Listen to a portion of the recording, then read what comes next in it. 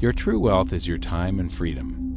Money is just a tool for trading your time. It's a container to store your economic energy until you're ready to deploy it. But the whole world has been turned away from real money and has been fooled into using currency. A deceitful impostor that is silently stealing your two most valuable assets, your time and your freedom. Welcome to the rabbit hole. We are entering a period of financial crisis that is the greatest the world has ever known.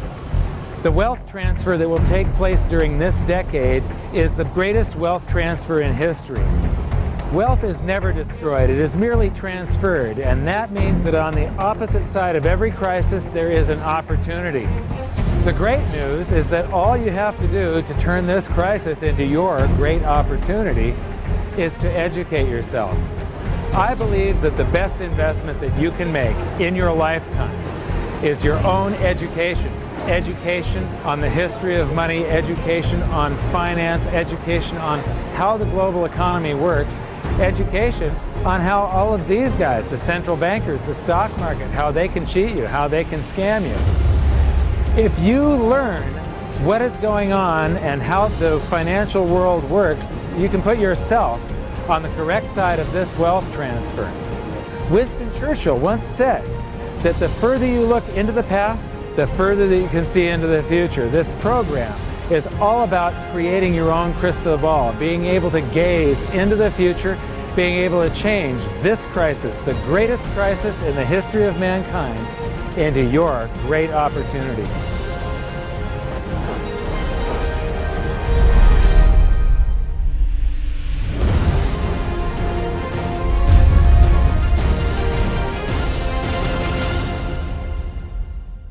The hidden secrets of money, some of them are hidden in plain sight. They're like right in front of you. The way the monetary system works is something that isn't actually hidden away from all of us. It's out in the open, but it's complex and people just they can't see how it works. It's hard for them to imagine that we're living in such a hoax. Others are meant to be secret, but the truth is slowly coming out, like the Federal Reserve being a private corporation and not really part of the US government. But when I started studying this, what I found was that there was no place that I could point people to where they could get it all in one spot. And so I basically decided to write my book about it and consolidate monetary history, economics, the markets, fundamentals of gold and silver. There's a lot of smoke and mirrors in economics, and I've sort of made it my job to lift the fog for people.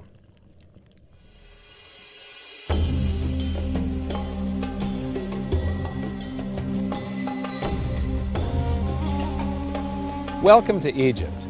This is where it all began. Roughly 5,000 years ago, the Egyptians started using gold and silver as their predominant form of currency. But it was not yet money. The pieces of gold and silver that they were using were odd sizes and weights, odd purities, so it still was not interchangeable, where each unit is the same as the next. This meant that nothing really had a price yet. You couldn't put a price of so many coins on something because they didn't have coins yet. Trade was still difficult. It was still a guessing game when it came to the exchange of values.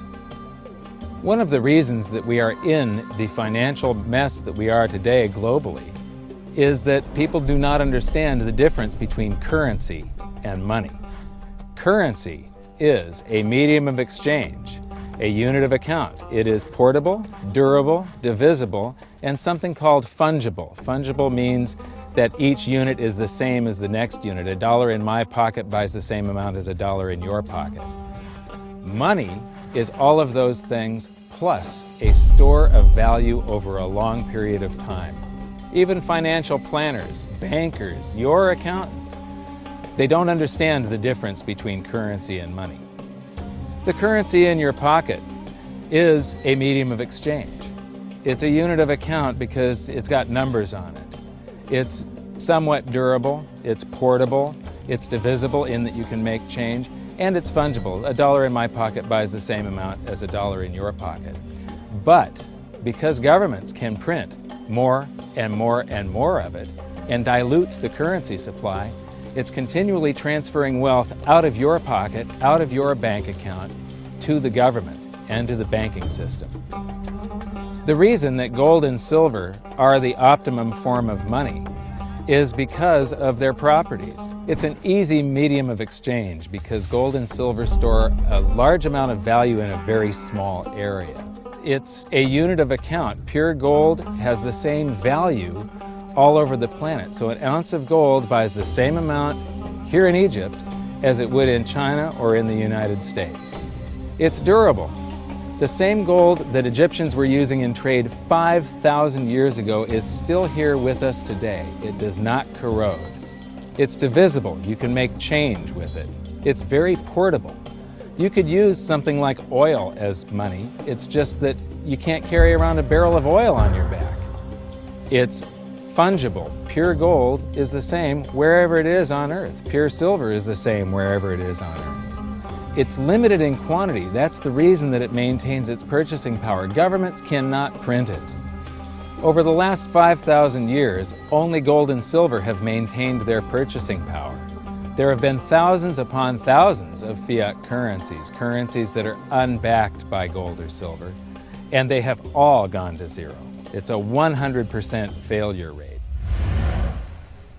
Well, fiat currency, of course, is a currency that exists at the dictate or by fiat from a government. You see, they have their printing presses, and the paper money rolls off the printing presses. And then they give it the fiat designation, which makes the currency official. It's just worthless paper. But when Ben Bernanke gives it the special sign, and they have the cult meeting at the Federal Open Market Committee meetings, it suddenly becomes currency. If you look at what's really going on, it's a con game. And so there's confidence. Well, the Federal Reserve is very forthright about what they're doing. If you read their websites, they'll tell you it's a confidence game.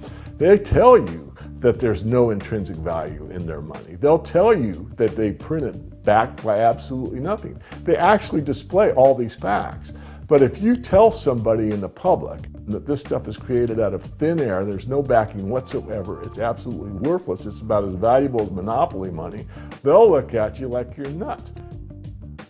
Is there an example throughout history of a fiat currency, a piece of paper that's unbacked by anything, surviving?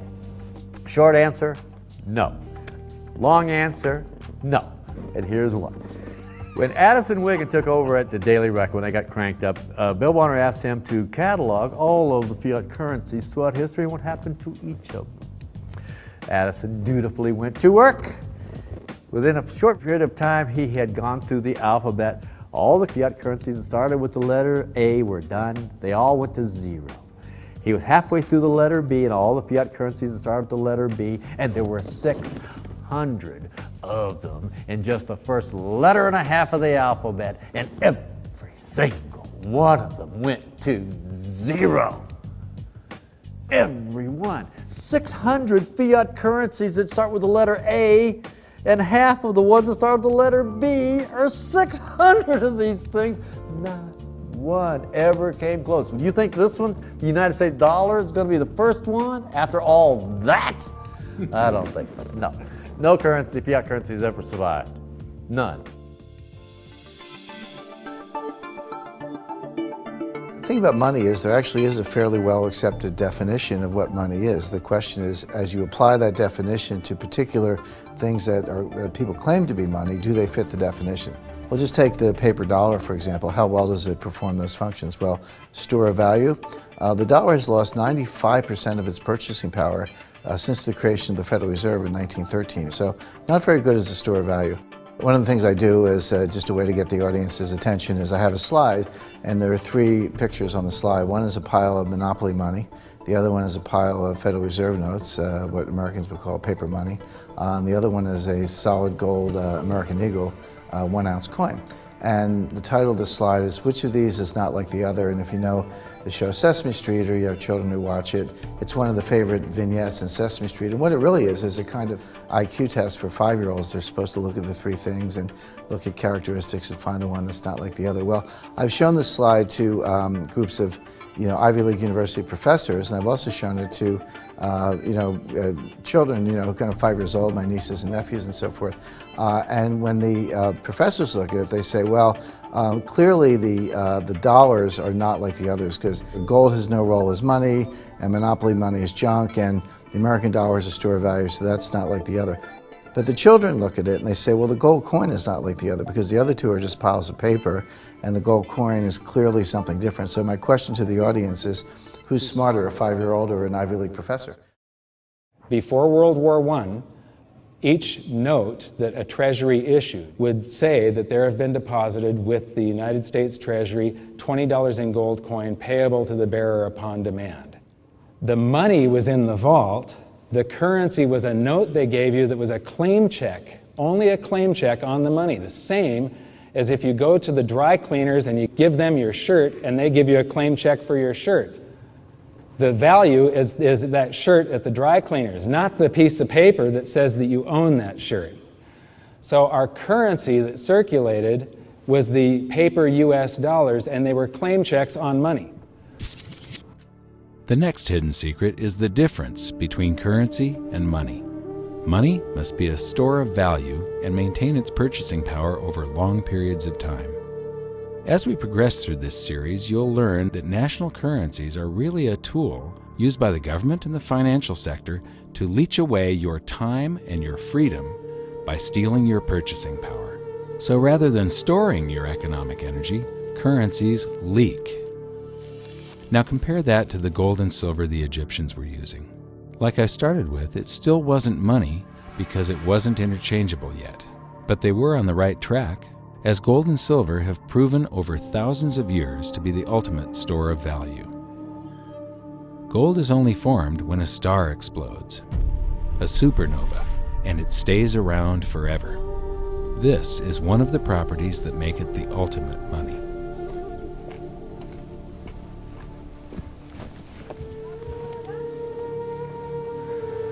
People are amazed that after 5,000 years, the pyramids are still here. But what I'm more amazed at is that the currency that the people that built this were using, that currency, that gold and silver that they were using in trade on a daily basis, is still around today. It may have been melted down and re-refined, and it's in a coin or a bar or in some piece of jewelry. But it's still with us today, and it still purchases something. Yes, it is the ultimate money because there is nothing else even in the same league. It's divisible, it's permanent, it's a store of value, it's a unit of account. It's got everything you want out of money, but it doesn't go away and it can't be increased. That is what makes gold the most beautiful money of all. What more could you ask out of a money? It keeps governments under control. You can maintain a solvent system. Governments don't like gold at present because they're getting away with the fiat currencies, and they'll do everything they can to discredit it as an asset class. I mean, my goodness, gold has outperformed the Dow Jones Industrial Average in each of the last 7 years, yet it's not considered a legitimate asset class. Why? Again, it's the fear that maybe gold will be imposed on the system, that it will constrain government ability to spend beyond its means. They can't print it. They can't print it, no. The proper definition of inflation, I use Milton Friedman's definition. Inflation is an expansion of the currency supply. Deflation is a contraction of the currency supply. If you expand the currency supply, eventually prices will rise. And if you contract the currency supply, eventually prices will fall. This is a pool, but it's not a pool of water. This is the currency pool. And these are prices. And if you expand the currency supply, prices like a sponge in water have to rise to suck up the excess currency. Governments never stop printing more currency and adding currency to circulation. Therefore, prices keep on going up, not because the stuff that you're trying to buy is changing. The real estate doesn't change. What has changed is the currency purchases less and less. It's the currency going down, not prices going up. The truth is, what we have that makes our world work right now is a big story. None of it's real. It's all just promises. And if you think about it, that's how currency began to work in the beginning. You know, before we had currency, we had barter. I'll give you 3 coconuts and you give me 4 fish, because that's kind of a fair exchange on coconuts to fish.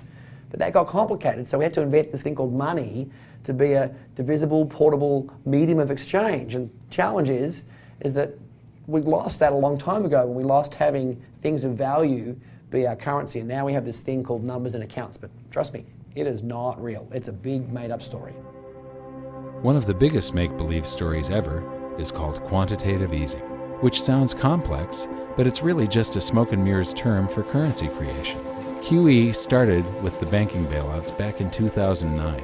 This currency was created out of thin air and then given to the banks, who paid themselves record bonuses in reward for crashing the world economy. This is a global phenomenon, but all you have to remember for now is that whether it's QE bailouts or stimulus programs, these are all just voodoo, hocus-pocus terms for increased currency creation. I believe gold and silver will reassert themselves as money. And when they do, there just isn't enough. And their purchasing power is going to go up many, many, many times. Egypt is an amazing place. There's a franticness about it, and utter chaos, especially like the traffic. But when it comes to like all of the merchants that are trying to get every last dime out of you, you get fleeced to the point where you come back with an empty wallet. But you know what? They're amateurs compared to Wall Street. In the past several years, I've spoken in many countries about the crisis that's coming, and a lot of people think that they're going to be okay in their country, that it's only going to happen to the United States or maybe the United States in Europe. But what they don't realize is that this is a global phenomenon. I got to show you something here. This is base currency in the United States. This is the number of paper dollars that exist, basically. It took 200 years to go from no dollars in existence to 825 billion. And then we had the bailouts, and then we had QE1, quantitative easing 1, then QE2, and then we had QE3, and then QE4, and then soon we're going to have QE57 and QE382. And it isn't just here. This is what the Canadian currency supply looks like. This is Australia, South Africa, Russia. Now, this starts out in just the year 2001, and this is like 18 times more currency in existence in a little over a decade. Here's Singapore, same story. Look at that, since the crisis, just bam. India, China, every government on the planet is doing this insane deficit spending and expanding their currency supplies, doing bailouts. And history shows that there is no example of this turning out well. It is sometimes amazing that we haven't experienced more inflation than we have. If they keep expanding the money supply so vastly, why aren't our prices growing faster than they really are? And the answer is that a good chunk of the money that the Fed created has been shipped overseas. I remember early in my research, I heard this expression that the Americans have exported their inflation. I thought, what is that? How can you export your inflation? Put it in a box and send it out? What do you do? Well, now I understand. You export your inflation by simply sending all these dollars that you created to these other countries, and then they send you their refrigerators and their cars and whatever, their TV sets. So you get hardware, and they get little pieces of paper. It's a great deal for the American people for a while. For a while. Sooner or later, all of those pigeons come home to roost. When the time comes, as it looks like it's now coming, when the rest of the world is saying, we don't want to play this game anymore, Uncle Sam's dollars are just becoming worthless, there are too many of them, we've got to find something else other than American dollars, then those dollars start to come back to America. People say, we don't want them anymore, what do we do with them? Once this revs up and we've got this little trickle of money coming back that we previously exported, once it becomes a flood and it starts to rush back, now we are getting our former exported inflation brought back to us, and then we'll see the quantity of money inside the United States grow much more rapidly even than the Federal Reserve can create it, because we're getting a previous money back. And that's when we will really see the tanking of the US dollar in terms of what it will buy. During the second round of quantitative easing, global food prices went up 60%. And this created a humanitarian disaster for the 2 billion people on Earth who live on less than $2 a day. These people were hungry to start with, they became hungrier, and some of them started overthrowing their governments in North Africa and around the Middle East. So quantitative easing was the spark that ignited the Arab Spring. So that's it. When you create money, you get some sort of inflation. It just depends on where the inflation goes. It's all going down, down, down. Peasants are reeling from a game of coins and crowns. Given the premise that you have a permanent underclass or poor class, and how does inflation affect them disproportionately? It affects them basically in the percentage of their income that goes to food. And we see this as a ratio, and we know that there are some danger points. For example, in Egypt recently, once that ratio got to 40% of income going to food and the price of food rising due to inflation, when it got to 40%, that's historically a point where people actually stage a revolution. That's exactly what we saw. The French Revolution, similarly, was all around the price of food getting to a certain critical point where people simply, the risk-reward for revolution was favorable toward revolution.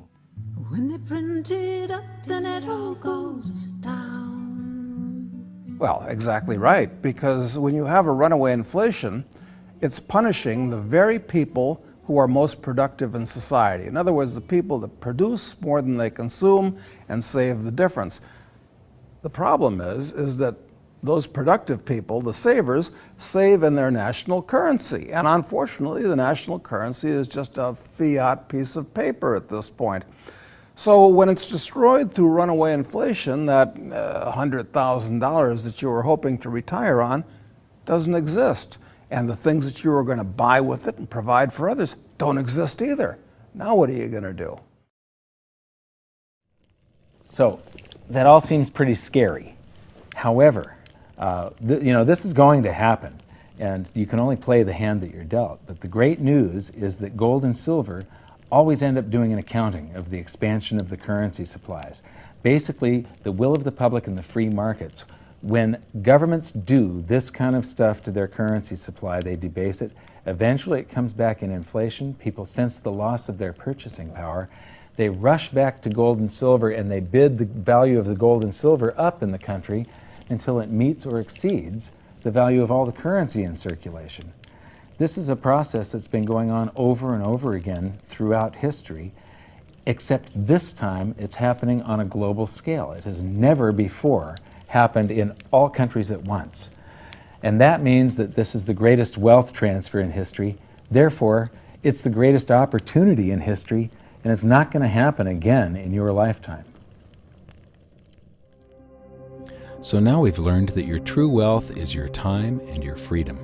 Money is a trading tool that stores the economic energy that is your time and freedom, whereas currencies leak them away. Gold and silver are the ultimate money simply because of their properties. Fiat currencies are based solely on confidence and always return to their intrinsic value of zero. Governments don't like gold because it imposes restraint. Rising prices are a symptom of an expanding currency supply, and gold and silver always account for an expanding currency supply. So that's it for this episode. Join me next time as we begin to investigate how monetary history just repeats and repeats, and how gold and silver always win the battle between currency and money. Until then, my challenge to you is to stop calling currency money. It's a crucial first step towards setting your mind free of all this economic voodoo and changing your context. You can learn more by watching the bonus features on our website, and if you have any questions, you can post them there, and we'll answer some of your questions in future bonus features. So good luck, thanks for watching, and we'll see you next time.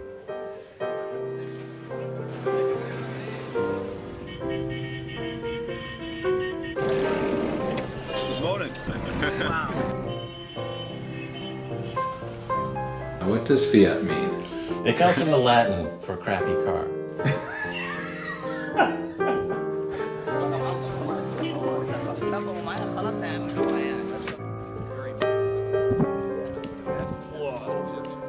In the desert in a suit. My camel died. You're not too sure about that, are you? Huh?